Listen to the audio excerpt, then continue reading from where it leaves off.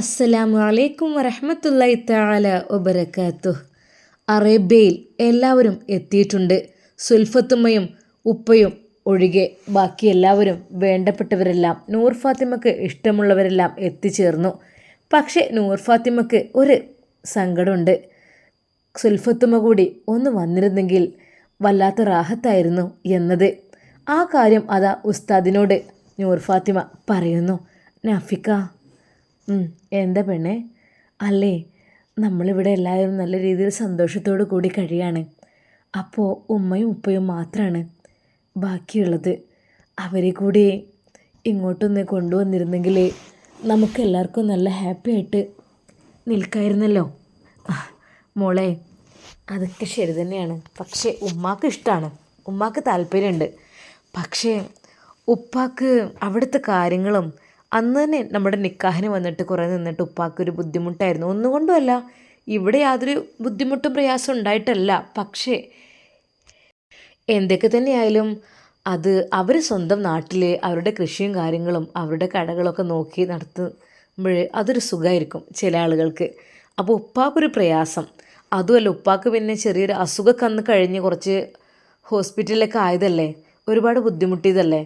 അപ്പോൾ ഉപ്പാനെ ഇട്ടിട്ട് പോകാനും വയ്യ ഉമ്മാക്ക്. ആ സ്ഥിതിയാണ്. ഉപ്പ പറഞ്ഞത്രേ, നീ പോയിക്കോ, അതിനെന്താ, എനിക്കിപ്പോൾ കുഴപ്പമൊന്നുമില്ലല്ലോ, ഞാനും ഇവിടെ ഇങ്ങനെ കഴിഞ്ഞോളാം, അതിനെന്താ, മോളുടെ ഡെലിവറി കഴിഞ്ഞിട്ട് വന്നാൽ മതി. ഉപ്പ പറഞ്ഞായിട്ടല്ല, പക്ഷെ ഉമ്മാക്ക് അതൊരു ബുദ്ധിമുട്ട്, പ്രയാസം. കാരണം മറ്റൊന്നുമല്ല, അത് ഉപ്പയെ തനിച്ചാക്കി പോരുക എന്ന് പറയുമ്പോൾ ഉപ്പ പറഞ്ഞ എനിക്ക് വിഷയമല്ല, ഞാനിവിടെ കിടന്നോളാം, അല്ലെങ്കിൽ ജ്യേഷ്ഠന് വീട്ടിൽ പോവാം എന്നൊക്കെ പറഞ്ഞു. പക്ഷേ എല്ലാവരും കൂടി ഇനി പോയിട്ട് അതുകൊണ്ട് മാത്രമാണ്, അല്ലാതെ ഉമ്മാക്ക് നിന്നെ കാണാൻ ആഗ്രഹമില്ല കേട്ടോ, ഒന്നുമല്ല. നാഫിക്ക, നമുക്ക് ഉമ്മയൊന്ന് വിളിച്ചു നോക്കുക. പാവാണല്ലേ ഉമ്മ. കാരണം ഉമ്മ എന്ന് വെച്ചാൽ ആ രീതിയിലായിരുന്നു എന്നെ കെയർ ചെയ്തിരുന്നത്. അപ്പോൾ എനിക്ക് എന്തെന്നില്ലാത്തൊരു പ്രയാസം, ഉമ്മ കൂടി ഇവിടെ ഉണ്ടായിരുന്നെങ്കിൽ വിളിക്കാലോ. നാഫി ഉസ്താദ് അതാ ഫോൺ എടുത്ത് വിളിക്കുന്നു. ഹലോ, അസ്സലാമു അലൈക്കും. മോനെ. വാലേക്കും അസ്സലാം. മോനെ, എന്തായിടാ കാര്യങ്ങളൊക്കെ? എൻ്റെ പൊന്നു മോനെ, എനിക്ക് സമാധാനമില്ല കേട്ടോ ഇവിടെ നിന്നിട്ട്. ഞാൻ റബ്ബേ ഇങ്ങനെ പഠിച്ചവനോട് ദുആയിരുന്നു നിൽക്കുകയാണ്. റബ്ബേ, എൻ്റെ കുട്ടിക്ക് ഒരു കുഴപ്പമില്ലാതെ സുഖപ്രസവം നീ പ്രദാനം ചെയ്യുന്നു എന്ന് പറഞ്ഞിട്ട്. അല്ല മോനെ, എന്തെങ്കിലും ഉണ്ടോ? അവൾക്ക് അസുഖം എന്തെങ്കിലും തുടങ്ങിക്കണോ? ഇല്ലമ്മ, അവൾ നിങ്ങളോട് സംസാരിക്കണമെന്ന് പറഞ്ഞപ്പോൾ. എവിടെ എൻ്റെ മോളെ നൂർമോളെ? ഉമ്മ അതാ വിളിക്കുന്നു, ഉമ്മ വിളിക്കുന്നു. ഹലോ മോളെ, ഉമ്മാൻ്റെ കുട്ടിക്ക് സുഖമല്ലേ? ഉമ്മ അൽഹംദുലില്ലാ റാഹത്താണ്. അല്ല, എന്ത് കുഴപ്പമൊന്നുമില്ലല്ലോ? പിന്നെ ഉമ്മക്ക് പോരാൻ നല്ല പൂതിയുണ്ട് മോളെ, പറഞ്ഞിട്ടെന്താ, ഉപ്പാനെ ഇട്ടിട്ട് പോരാനും വയ്യ.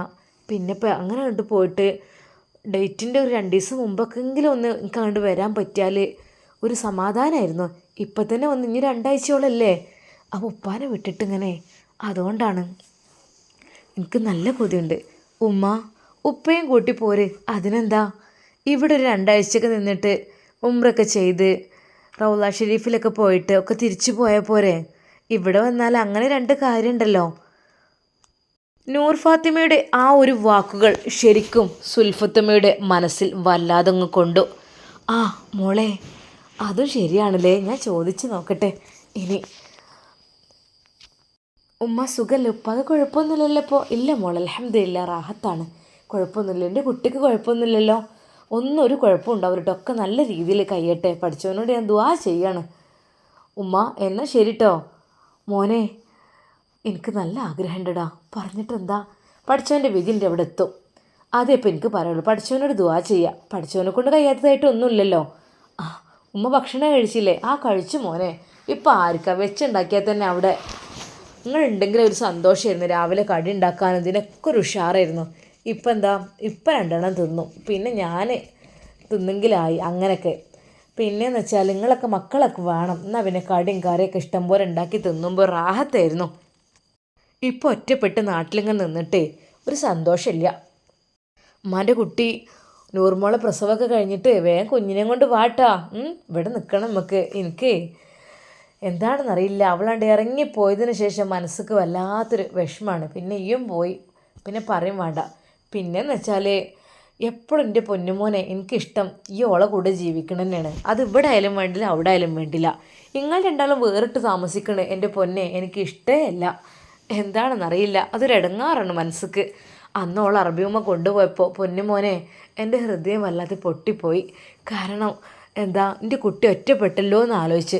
എൻ്റെ കുട്ടിക്കാണെങ്കിൽ ഒരു കൂടപ്പറപ്പ് ഒന്നുമില്ലല്ലോ, ആരുമില്ല, എൻ്റെ കുട്ടി തനിച്ചല്ലേ. അപ്പോൾ പിന്നെ ഞാൻ ഇങ്ങനെ പഠിച്ചവനോട് ദുആ ചെയ്യുന്നു, പഠിച്ചവൻ എൻ്റെ കുട്ടിക്ക് നല്ലൊരു ഹൈറായ ഇണയെ കൊടുക്കണേ. അൽഹംദുലില്ലാ, പഠിച്ചവന് ഇതിനേക്കാളും വലിയ ഹൈറായ ഇണകൾ ഉണ്ടാവും എനിക്ക് സംശയമാണ്. അങ്ങനൊരു മോളാണ് പഠിച്ച റബ്ബ് നമുക്ക് തന്നിട്ടുള്ളത്. അപ്പോൾ മോനെ എൻ്റെ കുട്ടി നല്ല രീതിയിലുള്ള ശ്രദ്ധിക്കൊക്കെ ചെയ്യട്ടോ. ഉമ്മ അതൊക്കെ ഞാൻ ചെയ്തോളാം, അതൊന്നും വിഷയമല്ല ഉമ്മ എന്ന് ഇൻഷാ അല്ലാ പിന്നെ വിളിക്കാട്ടോ. ആ ശരി മോനെ, അസ്സലാമു അലൈക്കും. സുൽഫത്തുമ്മ നേരെ ചെന്നത് അവരുടെ ഉപ്പയുടെ അരികിലേക്കായിരുന്നു. നാഫിക്കയുടെ ഉപ്പയോട് സുൽഫത്തുമ്മ കൊഞ്ചിക്കൊണ്ട് പറയുന്നു, അതെ ഇക്ക. എന്തടി? അത് നൂർമോൾ എന്നോട് പറഞ്ഞ്. ആരപ്പോൾ വിളിച്ചത്? ആ മോനും മോളുമായിരുന്നു വിളിച്ചത്. ആണല്ലേ, എന്താ പറഞ്ഞത്? അല്ലേ നൂർമോൾ എന്നോട് പറഞ്ഞത് എന്താന്നോ, ഉമ്മ നിങ്ങൾ വരുമോയെന്ന് ചോദിച്ചു. അത് കേട്ടുകൊണ്ട് ഉപ്പ പറഞ്ഞു, അതിനെന്താടി പോയിക്കൂടെ, ഞാൻ നിന്നോട് എപ്പോഴേ പോകാൻ പറഞ്ഞിട്ടുണ്ട്. നിനക്ക് എന്തിനാ പേടിക്കണേ? ഇക്ക നിങ്ങൾ ഈ സുഖമില്ലാത്തൊരു അവസ്ഥയിൽ നിന്നൊക്കെ ഈ രീതിയിൽ എത്തിയ മനുഷ്യനാണ്. നിങ്ങൾ ഇട്ട് പോവാന്ന് വെച്ചാൽ എന്തെങ്കിലുമൊക്കെ പറ്റിക്കഴിഞ്ഞാൽ നാട്ടുകാരെന്ത് പറയും? ഓ അപ്പം നാട്ടുകാർ പറയുന്നതിനാണല്ലേ, അപ്പം എനിക്ക് എന്തും പറ്റണേനല്ലേ? ഉപ്പ ചിരിച്ചുകൊണ്ട് പറഞ്ഞു, അതല്ല ഞാൻ നിങ്ങളോട് പറയാനുള്ളത്, എനിക്ക് മറ്റൊന്നുമല്ല. എന്താന്ന് വെച്ചാലേ നിങ്ങൾ നമുക്ക് രണ്ടുപേർക്കും പോവുക, ഒരു 2 ആഴ്ചക്ക് പോയാലും വേണ്ടില്ല, ഉംറ കഴിഞ്ഞ് മുത്ത് ഹബീബിൻ്റെ റൗദ ഷെരീഫൊക്കെ ഒന്ന് സിയാറത്തൊക്കെ ചെയ്തിട്ട് നമുക്ക് പോകാം. തിരിച്ച് വരാതല്ലേ നല്ലത്? എന്തൊന്ന് ആലോചിച്ച് നോക്കി എൻ്റെ പൊന്നാര പെണ്ണെ, അതൊക്കെ നമ്മൾ ഇഷ്ടം പോലെ ചെയ്തതല്ലേ. ഇപ്പോൾ തൽക്കാലം ഡെലിവറിക്ക് വേണ്ടിയിട്ടല്ലേ. മോള് നീ പോയിക്കോ, എനിക്കൊരു കുഴപ്പവും പറ്റൂല. ഉസ്താദിൻ്റെ ഉപ്പയുടെ സ്നേഹത്തോടെയുള്ള ആ ഒരു സംസാരം. പക്ഷേ സുൽഫത്തുമ്മക്ക് മനസ്സിൽ വല്ലാത്തൊരു വേദനയുണ്ടായിരുന്നു. തൻ്റെ പ്രിയപ്പെട്ട ഭർത്താവിനെ ഇവിടെ ഇട്ട് താൻ സൗദി അറേബ്യയിലേക്ക് പോയി കഴിഞ്ഞാൽ അതിന് ഒരു സന്തോഷമുണ്ടാകില്ല എന്നൊരു തോന്നൽ സുൽഫത്തുമ്മയിൽ ഉണ്ടായതുകൊണ്ട് തന്നെ ആ ആഗ്രഹം പതുക്കെ മാറ്റിവെക്കേണ്ടി വരും എന്നവർ ഭയപ്പെട്ടു. പഠിച്ചോനെ, എൻ്റെ ഇക്കാക്ക് നല്ല മനസ്സ് കൊടുക്ക്. എൻ്റെ ഇക്കാക്ക് എൻ്റെ കൂടെ സൗദിയിലേക്ക് വരാൻ തോന്നിയാൽ അല്ലാ എത്ര രാഹത്തായിരുന്നു. ആ ഉമ്മ ദുആ ചെയ്തു എല്ലാവർക്കും വേണ്ടി. ഈ സമയം അങ്ങ് അറേബ്യയിൽ അറബി ഉമ്മയുടെ കിച്ചൺകാരികൾ അവർ പല പല കുതന്ത്രങ്ങളും ഇതിനിടയ്ക്ക് മെനയുന്നുണ്ടായിരുന്നു. ലൈലയെ പുറത്തിറക്കണം, അതാണ് അവരുടെ ലക്ഷ്യം. ലൈലയെ ഒരാൾ ആവശ്യപ്പെട്ടിട്ടുണ്ട്, ആ ആവശ്യപ്പെട്ടതിന് പകരമായിട്ട് ലൈലയെ നൽകണം. അതെ, എന്നാൽ പിന്നെ ഞങ്ങളും കോടീശ്വരികളാകും. അന്ന് അറബിയമ്മ ഇല്ലാത്ത സമയം ലൈലയോട് വീണ്ടും അവർ ഉപദേശിക്കുന്നു, ലൈല നിങ്ങൾക്ക് കൊട്ടാരം പോലുള്ള സുന്ദരമായ വീട്, നിങ്ങളുടെ ഇഷ്ടം പോലെ ജീവിക്കാം, ഒരാളുടെ കീഴിലൊന്നും ജീവിക്കണ്ട. പിന്നെ നിങ്ങൾ 5 മക്കൾക്കും ഇഷ്ടം പോലെ കളിക്കാനും എല്ലാത്തിനുള്ള സൗകര്യങ്ങളും കാര്യങ്ങളും ഒക്കെ ഉള്ള നല്ല വലിയൊരു കൊട്ടാരം പോലത്തെ വീടാണ്. അതിലേക്കാണ് നിങ്ങളെ ക്ഷണിക്കുന്നത്. നിങ്ങൾക്ക് വേണ്ടി അവർ ഒരുക്കിയതാണ്, നിങ്ങൾക്ക് നൽകും. നിങ്ങളെ കണ്ടപ്പോൾ മുതൽ തന്നെ ചോദിച്ചതാണ്. എന്നെ കാണ്, എവിടുന്ന്? അല്ലേ, കണ്ടിട്ടുണ്ടോ അറിയില്ല. എന്തൊക്കെ തന്നെയായാലും നിങ്ങൾക്ക് വേണ്ടി അത് അവർ ഒരുക്കിയിട്ടുണ്ട്. അപ്പോൾ എന്ത് തന്നെയാണെങ്കിലും നിങ്ങൾക്കവിടെ ചെയ്യാം. നിങ്ങളുടെ ഇഷ്ടമാണ്, നിങ്ങളുടെ സ്വന്തം വീടാണ്, ഒരാളെയും പേടിക്കേണ്ട ആവശ്യമില്ല. അത് കേട്ടുകൊണ്ട് അതാ അവർ പറയുന്നു. ലൈല പറയുകയാണ്, അതിനെന്താ, ഇവിടെ ഇപ്പം എന്ത് കുഴപ്പം? അൽഹംദുലില്ലാ, റാഹത്താണല്ലോ എല്ലാം കൊണ്ടും. മക്കളൊക്കെ നല്ല ഹാപ്പിയായി കളിക്കുന്നു, എല്ലാം ഉണ്ടല്ലോ. അത് പറഞ്ഞിട്ട് കാര്യമില്ല. അതെ, മക്കളൊക്കെ ഇപ്പം അങ്ങോട്ട് വലുതാവും, നിങ്ങളുടെ ഹസ്ബൻഡ് നാട്ടിൽ നിന്ന് വരും. അപ്പം നിങ്ങൾക്ക് സ്വസ്ഥമായൊരു വീട്, അതും സൗദി അറേബ്യയിൽ നിൽക്കുക എന്ന് പറയുമ്പോൾ അതിൻ്റെ ഒരു ഭാഗ്യം എത്രയാണ്? എന്താ നിങ്ങൾക്ക് വേണ്ടേ അതൊന്നും? ആ ഭാഗ്യം ആലോചിച്ച് തീരുമാനം എടുത്തോളി. നിങ്ങൾ 5 മക്കളും ഭർത്താവും നിങ്ങളും നല്ലൊരു വലിയ കൊട്ടാരത്തിൽ നിങ്ങൾക്ക് രാജകുമാരിയെ പോലെ കഴിയാം. അതിൽ വേലക്കാരികളുണ്ടാവും, എല്ലാം ഉണ്ടാവും. ലൈലയുടെ മനസ്സ് പതുക്കെ മാറുന്നുണ്ടോ എന്നൊരു സംശയം. ഏതൊരു പെണ്ണായാലും എവിടെയും ഇബിലീസ് എത്തുമല്ലോ, അതുപോലെ തന്നെ ലൈലയെയും അതാ തോന്നിപ്പിക്കുകയാണ് ഇബിലീസ്. ലൈല, ഇത്രയും നല്ലൊരു ഓഫർ നിനക്ക് ജീവിതത്തിൽ കിട്ടില്ല കേട്ടോ. നിൻ്റെ ഭർത്താവ്, 5 മക്കൾ, നിങ്ങൾ സുഖകരമായൊരു ജീവിതം, നിങ്ങൾക്ക് അവിടെ നയിച്ചൂടെ? എന്തിനാണ് നിങ്ങൾ ഈ അറബിയമ്മയുടെ വീട്ടിൽ ഇങ്ങനെ നിന്ന് അവരെ ബുദ്ധിമുട്ടാക്കുന്നത്? നിങ്ങൾക്ക് അതല്ലേ നല്ലത്? ലൈലയ്ക്ക് ഇബിലീസ് തോന്നിപ്പിച്ചു കൊടുക്കുന്നതിൽ ലൈല ഒട്ടും തൃപ്തിയായില്ല. ലൈല വിചാരിക്കണം, എന്തിന് അറബിയമ്മയുടെ ഇഷ്ടപ്പെട്ട നല്ല അടിപൊളി റൂമ്, കുട്ടികൾക്ക് കളിക്കാനുള്ള പ്ലേസ്, കാര്യങ്ങൾ എല്ലാം ഇവിടെ ഉണ്ടായിട്ട് ഞാൻ ഒരു സുഖം ഒഴിവാക്കി മറ്റൊരു സുഖം തേടി പോവേ? ഹേയ് ഇല്ല, എനിക്കെങ്ങനെ അതിന് കഴിയോ? അറബിയമ്മയുടെ മുഖത്ത് നോക്കി എനിക്കേതങ്ങനെ പറയാൻ കഴിയും? അറബിയമ്മ, ഞാൻ പോവട്ടെ, ഞങ്ങൾക്ക് മറ്റൊരു വീട് ഇവിടെ സെറ്റായിട്ടുണ്ട് എന്ന് പറഞ്ഞുകൊണ്ട് പോയാൽ എന്തായിരിക്കും സ്ഥിതി? ശരിയാണ്, മക്കളൊക്കെ വലുതായി വരും. പക്ഷേ അറബിയമ്മയാണ് എന്നെ ഇങ്ങോട്ട് കൊണ്ടുവന്നത്. അവരെ ഉപേക്ഷിച്ച് ഞാൻ അവരെ വിട്ട് പോവേ? ഹൈ, ഒരിക്കലും അത് ചെയ്യാൻ പാടില്ല. അത് വലിയൊരു ചതിയായിരിക്കും. ഒരിക്കലും ഈമാനുള്ള പെണ്ണിന് ചേർന്നതല്ല ആ ഒരു പരിപാടി. അവർ വീണ്ടും ലൈലയെ നിർബന്ധിക്കുന്നു. എന്നാൽ ഈ ഒരു കാര്യം നൂർ ഫാത്തിമയുടെ മമ്മ കാണുകയാണ്. മോളെ ലൈല, എന്താണ് അവർ പറയുന്നത്? ഇടയ്ക്കിടെ നിന്നെ വിളിച്ച് ഓരോന്ന് പറയുന്നുണ്ടല്ലോ. അത് ഉമ്മ മറ്റൊന്നുമല്ല, ഇവിടെ എനിക്കും എൻ്റെ മക്കൾക്കും വേണ്ടിയിട്ട് വലിയൊരു വീട് സെറ്റാക്കിയിട്ടുണ്ട്. അതിലേക്ക് പോയി താമസിക്കുവാൻ. അത് ഒരാളുടെ വകയായിട്ടാണെന്നൊക്കെ പറയുന്നത്. അപ്പോൾ അവർ ആരാണതങ്ങനെ പറഞ്ഞത്? അല്ല, ഇവിടുത്തെ സെർവൻസാണ് പറഞ്ഞത്. മോളുടെ സ്ഥിതി എന്തായിരുന്നു? അത്രക്കും ഓരോ വീടുകളിൽ പോയിട്ട് എച്ചിൽ കഴുകി ഉണ്ടാക്കുന്ന ക്യാഷ്, പാത്രം കഴുകിയും അടിച്ചോരിയും തുടച്ചും ഉണ്ടാക്കുന്ന ആ തുച്ഛമായ വരുമാനം, അതിൽ നിന്ന് മോചിതയാക്കിയത് മോൾ ആരാണ്? അറബിയമ്മ. ആ അതെ, അറബിയമ്മ. ഒരിക്കൽ പോലും സ്വപ്നം കാണാത്ത ഈ ലോകത്തേക്ക് എത്തിപ്പെടാൻ കാരണക്കാരി അതാരാണ്? അറബിയമ്മ. ഒരിക്കലും എണീക്കില്ല എന്ന് പറഞ്ഞ നിൻ്റെ ഭർത്താവ് സ്വയം എഴുന്നേറ്റ് ഇരിക്കുന്നു എന്നുള്ള ആ വാർത്ത കേൾക്കാനുള്ള കാരണക്കാരി ആരാണ്? അള്ളാഹുവിൻ്റെ അനുഗ്രഹം കൊണ്ട് അറബിയമ്മ. ആ, മക്കളെ സ്കൂളിൽ ചേർത്തിയത് അറബിയമ്മ. അപ്പോൾ എല്ലാം അറബിയമ്മ തന്നെ. അത്രക്കൊക്കെ ചെയ്തു തന്ന അറബിയമ്മയെ ചതിച്ചുകൊണ്ട് മറ്റൊരു കൊട്ടാരം പോലുള്ള വീട്ടിലേക്ക് നിനക്ക് മാറി താമസിക്കാൻ കഴിയുമോ ലൈല? നൂർ ഫാത്തിമയുടെ മമ്മയുടെ ആ ഒരു ചോദ്യം കേട്ട് ലൈല ശരിക്കും ഞെട്ടിപ്പോവുകയാണ്. ശരിയാണ്, അതെ, ഞാൻ അങ്ങനെ ഒരിക്കൽ പോലും ചിന്തിക്കാൻ പാടില്ലായിരുന്നു. എന്തൊരു വിഡ്ഢിയാണ് ലൈല. ഇപ്പോൾ നിനക്ക് തെറ്റ് പറ്റിയിട്ടില്ല. ഒരുപക്ഷെ വീണ്ടും വീണ്ടും അവർ നിന്നെ അത് ഉപദേശിക്കുമ്പോൾ ഓട്ടോമാറ്റിക്കലി മനുഷ്യനല്ലേ, അതങ്ങായും മാറും. അതുകൊണ്ട് മോളെ ലൈല, അവർ വിളിച്ചാലും ആ ഭാഗത്തേക്ക് നീ പോകണ്ട. നിനക്ക് നല്ലൊരു ജീവിതമാണ് ഇവിടെ ലഭിച്ചിട്ടുള്ളത്. അത് തട്ടിത്തെറിപ്പിച്ച് എങ്ങോട്ടും ലൈല പോകരുത് കേട്ടോ. മമ്മയുടെ ആ ഒരു നിർദ്ദേശം അതവളിൽ ശരിക്കും ഊർജം പകർന്നു. ഇല്ല, ഒരു നിമിഷം ഞാൻ എന്തൊക്കെയോ കൊതിച്ചു അവർ പറഞ്ഞപ്പോൾ. കാരണം സ്വന്തമായിട്ട് വീടും 5 മക്കളും എൻ്റെ ഭർത്താവുമായിട്ടുള്ള ആ ഒരു ജീവിതം സ്വപ്നം കണ്ടുകൊണ്ടാണ് ഞാനിവിടെ കഴിയുന്നത്. അതാണ് സ്വപ്നവും. അപ്പോൾ അങ്ങനെയൊക്കെ കേൾക്കുമ്പോൾ ആരായാലും ഏതൊരു പെണ്ണായാലും കൊതിച്ചു പോകുന്നതല്ലേ? ആയിരിക്കാം. പക്ഷേ അറബിയമ്മയുടെ കെയർ ഓഫിൽ നമ്മൾ വന്നിട്ട് അറബിയമ്മയെ ചതിക്കുന്നത് ഒട്ടും ശരിയല്ല. ഹേയ്, ഒരിക്കലുമില്ല, ഞാൻ ചതിക്കേ? ഇല്ല, ഒരിക്കലുമില്ല. ഒരു നിമിഷം അങ്ങനെ തോന്നിപ്പോയി എങ്കിലും ഇപ്പോഴതിനെ ഞാൻ ഖേദിക്കുന്നു. അന്ന് നാഫി ഉസ്താദും നൂർ ഫാത്തിമയും അറബിയമ്മ തയ്യാറാക്കിയ ആ ഒരു ഗാർഡനിലൂടെ അങ്ങോട്ടും ഇങ്ങോട്ടും നടക്കുകയാണ്. നൂർ ഫാത്തിമയ്ക്ക് കൂട്ടായിക്കൊണ്ട് നാഫിക്ക കൂടെ എപ്പോഴും ഉണ്ടാകും, താങ്ങായി തണലായി. അവരിങ്ങനെ സന്തോഷത്തോടു കൂടി ആ അറബിയമ്മയുടെ മനോഹരമായ ആ പൂന്തോട്ടത്തിലൂടെ നടന്നുകൊണ്ടിരുന്നു. നൂർമോളെ, അവസാന ഘട്ടങ്ങളിൽ നല്ല രീതിയിൽ നടക്കണം എന്നൊക്കെയാണല്ലോ പറഞ്ഞു കേൾക്കാറുള്ളത്. ഉസ്താദിൻ്റെ സംശയം. അവൾ അത് കേട്ട് പറഞ്ഞു, എപ്പോഴും ശരീരം ഇങ്ങനെ അഴഞ്ഞു നടക്കണം നല്ലതാണ്. പിന്നെ കൂടുതലായിട്ട് ഇരിക്കാനും അതും പറ്റില്ല. ജസ്റ്റ് ഒന്ന് ചെരിഞ്ഞൊക്കെ. കാരണം അതെന്താടി?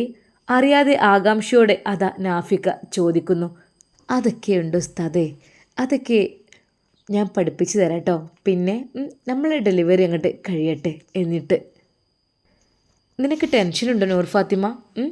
എനിക്കോ? ഇല്ല, എന്തിനും ടെൻഷൻ? ഒക്കെ പഠിച്ചവന് വിട്ടുകൊടുത്തേക്കല്ലേ. നിങ്ങൾ കൂടെ ഉണ്ടാവുമ്പോൾ എൻ്റെ ടെൻഷനെല്ലാം പോയല്ലോ നാഫിക്ക. ആ എന്നാൽ നൂർ ഫാത്തിമ, എനിക്ക് ഭയങ്കര ടെൻഷനുണ്ടടി. നല്ല ടെൻഷൻ എന്ന് വെച്ചാൽ നല്ല രീതിയിൽ. ജീവിതത്തിൽ ഞാൻ ഇങ്ങനത്തെ ഒരു ടെൻഷൻ അനുഭവിച്ചിട്ടില്ലടി സത്യമായിട്ടും. ആദ്യമൊക്കെ ഞാൻ അനുഭവിച്ചിരുന്നു, പക്ഷേ അത് ഈ രീതിയിലല്ലായിരുന്നു. പക്ഷേ ഇപ്പോഴെനിക്ക് ഭയമാണ്. എൻ്റെ പെണ്ണിന് എന്തെങ്കിലും സംഭവിക്കുമോ, കുഞ്ഞിന് എന്തെങ്കിലും സംഭവിക്കുമോ എന്നുള്ള ഒരു ഭയം. ഹേയ്, ഒരു പേടിയും പേടിക്കേണ്ട നാഫിക്ക, എല്ലാം സെറ്റാണല്ലോ. പിന്നെ എല്ലാം അള്ളാഹുവിൻ്റെ അടുക്കലല്ലേ, തവക്കൽത്തു അലല്ല. എൻ്റെ പ്രിയപ്പെട്ട നാഫിക്ക, ഞാൻ ഡെലിവറി എടുക്കുമ്പോൾ ദുആ ചെയ്താൽ മതി പഠിച്ചവനോട്, റബ്ബേ എൻ്റെ പെണ്ണിനെ നീ കാത്തുരക്ഷിക്ക്, തവക്കൽത്തു അലല്ല, കുഞ്ഞിനെയും കാത്തുരക്ഷിക്ക് എന്നൊക്കെ പറഞ്ഞ്.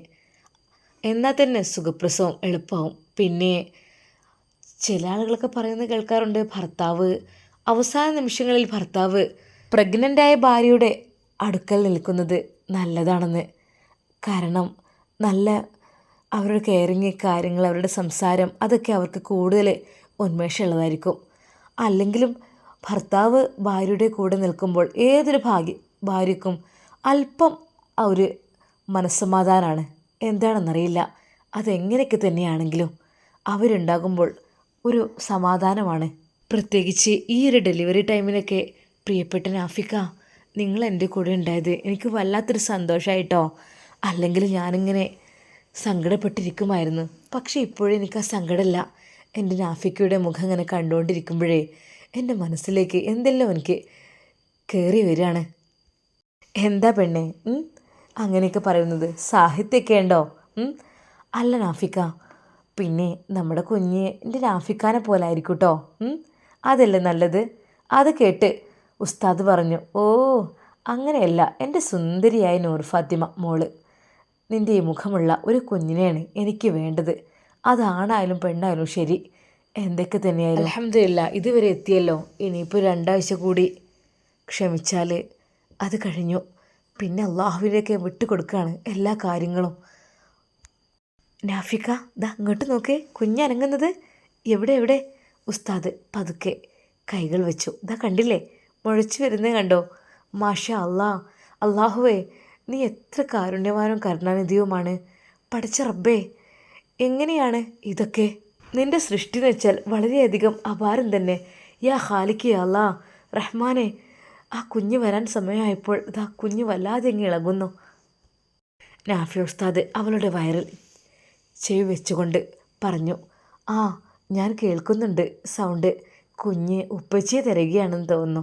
നാഫിക്ക എന്താ പ്ലീസ് എന്ന് പറഞ്ഞ് അവൾ ചിരിച്ചു.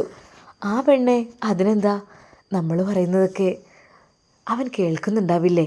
കേൾക്കണമല്ലോ, നല്ലത് മാത്രം നമ്മൾ പറയുക. അപ്പോൾ നമ്മുടെ കുട്ടികൾ നന്നാവും. ഗർഭസ്ഥ ശിശു എന്ന് പറഞ്ഞാൽ നമ്മൾ എന്തൊക്കെ പുറത്ത് ചെയ്യുന്നുണ്ട് പറയുന്നുണ്ട്, ആ ഉമ്മ എന്തൊക്കെ ചെയ്യുന്നുണ്ട് അതൊക്കെ കറക്റ്റായിട്ട് ആ കുഞ്ഞ് റെക്കോർഡ് ചെയ്യുന്നുണ്ട്. ആ നമ്മൾ എന്താണ് ചെയ്യുന്നത് അതൊക്കെ കുഞ്ഞിനറിയാൻ കഴിയും. ഉമ്മയുടെ പൊക്കിൾ കൂടി വന്നതല്ലേ. അപ്പോൾ എന്തൊക്കെ തന്നെയായാലും നമ്മളെ ഖുർആൻ ഒരുപാട് ധാരാളം ഖുർആൻ പാരായണം ചെയ്യുകയാണെങ്കിൽ ആ കുഞ്ഞിന് അതിൻ്റെ ഒരു ഇത് കിട്ടിക്കൊണ്ടിരിക്കും. അതല്ല നമ്മൾ എന്തെങ്കിലും പാട്ട് കേൾക്കുന്നുണ്ടെങ്കിൽ അതിൻ്റേതായിട്ടുള്ളത്. അപ്പം മാക്സിമം എൻ്റെ നൂർ ഫാത്തിമ ഖുർആൻ പാരായണം ചെയ്യുക, ദിക്റുകളും ദുആകളും മാത്രം വർദ്ധിപ്പിക്കുക. ഇൻഷാ അല്ലാ 2 ആഴ്ചക്കുള്ളിൽ എൻ്റെ പ്രിയപ്പെട്ട എൻ്റെ കുഞ്ഞു നൂർ ഫാത്തിമ അല്ല, കുഞ്ഞു നൂർ ഫാത്തിമയല്ല, പിന്നെ കുഞ്ഞു നാഫിക്ക വരും. എന്താ? അത് കേട്ട് നാഫി ഉസ്താദ് ചിരിച്ചു. ആ നൂർ ഫാത്തിമ ആയാലും വേണ്ടില്ല, മുഹമ്മദ് നാഫി ആയാലും വേണ്ടില്ല, പഠിച്ച റബ്ബ് നല്ല രീതിയിൽ റാഹത്തോടു കൂടി കുഞ്ഞിനെ അങ്ങോട്ട് തിരിച്ചു തരട്ടെ. അതാണ് ഞാൻ ആഗ്രഹിക്കുന്നത്. അങ്ങ് അറേബ്യയിൽ അതാ നേരം സന്ധ്യ മയങ്ങി. സന്തോഷത്തോടു കൂടി നൂർ ഫാത്തിമയും ഉസ്താദും അവരുടെ ലോകത്തേക്ക് കടക്കുകയാണ്. നൂർ ഫാത്തിമയ്ക്ക് എന്തെന്നില്ലാത്ത സന്തോഷം. അവൾ അള്ളാഹുവിനെ സ്തുതിച്ചുകൊണ്ടിരുന്നു. പഠിച്ച റബ്ബേ, സന്തോഷകരമായ നിമിഷമാണ് നീ എനിക്ക് വേണ്ടി സമ്മാനിക്കുന്നത്. അള്ളാഹുവേ, എന്നെന്നും ഈ ഒരു സന്തോഷം നീ നിലനിർത്തി തരണേ റബ്ബേ. നൂർ ഫാത്തിമ മനം നിറഞ്ഞ് ദുആ ചെയ്തു. എന്താണെന്നറിയില്ല, അറേബ്യയിലെത്തുമ്പോൾ നാഫിക്ക് കൂടെ ഉണ്ടാകുമ്പോൾ അത് വല്ലാത്തൊരു റാഹത്ത് തന്നെയാണ്, വല്ലാത്തൊരു സന്തോഷം തന്നെയാണ്. രാത്രി അല്പസമയം എന്നും നാഫിക്ക അവൾക്കൊരു ക്ലാസ് എടുക്കുമായിരുന്നു. അത് ഇസ്ലാമിക ചരിത്രത്തെക്കുറിച്ച് അറിയുവാൻ അവൾക്ക് നല്ല ആഗ്രഹമുണ്ടായതുകൊണ്ട് തന്നെ നാഫിക്ക അത് കുറച്ച് സമയം നൂർ ഫാത്തിമയ്ക്ക് എടുത്തു കൊടുക്കുമായിരുന്നു. എല്ലാവരും ആകാംക്ഷയോടെ കാത്തിരിക്കുന്ന നമ്മുടെ പ്രിയപ്പെട്ട നൂർ ഫാത്തിമയുടെ ഡെലിവറി അവൾ ആദ്യമേ ആഗ്രഹിച്ചതുപോലെ തന്നെ വീട്ടിൽ തന്നെ നടത്തുവാനാണ് ഉദ്ദേശിക്കുന്നത്. പഠിച്ചറബേ, എൻ്റെ ആഗ്രഹം നീ സാധിപ്പിച്ചു തരണേ റഹ്മാനെ. ഒരു അന്യപുരുഷനെയും എൻ്റെ ശരീരം കാണിക്കാൻ ഞാൻ ആഗ്രഹിക്കുന്നില്ല. അള്ളാഹുവേ, അതുപോലെ തന്നെ എൻ്റെ നെയ്യത്തതാണ്. റബ്ബേ, എനിക്ക് നീ ആഗ്രഹം സാധിപ്പിച്ചു തരണം റഹ്മാനെ. വീട്ടിൽ നിന്ന് ഡെലിവറി കഴിയണം, അതാണ് ഞാൻ ആഗ്രഹിക്കുന്നത്. അള്ളാഹുവേ, നീ കാത്തുരക്ഷിക്ക്. ആ രാത്രിയിൽ നൂർ ഫാത്തിമ ദുആ ചെയ്തുകൊണ്ട് ഉസ്താദിൻ്റെ കൂടെ സന്തോഷ നിമിഷങ്ങൾ പങ്കുവെക്കുകയാണ്. ഇൻഷാ അല്ലാ, നമുക്കിതിൻ്റെ ബാക്കി ഭാഗം നാളെ കാണാം. അതുവരേക്കും എല്ലാവർക്കും അസ്സലാമു അലൈക്കും വറഹ്മത്തുള്ളാഹി തആല വബറകാതുഹു.